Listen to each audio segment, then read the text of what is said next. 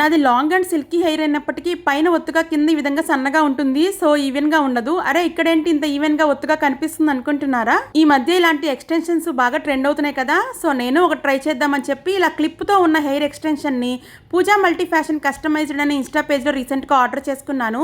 General గా ఈ type of extensions మనకి ఆన్లైన్ లో కూడా దొరికేస్తాయి. కాకపోతే నాకు ఇలా క్లిప్ తో ఉన్న ఎక్స్టెన్షన్ కావాలండి. నేను ఎక్కువగా ఈ హెయిర్ స్టైల్ వేసుకుంటూ ఉంటాను.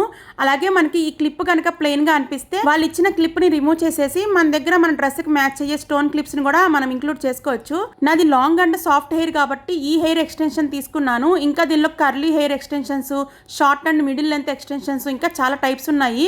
తన పేజ్ ని ట్యాగ్ చేస్తున్నాను, చెక్ చేసి ఆర్డర్ చేసుకోండి.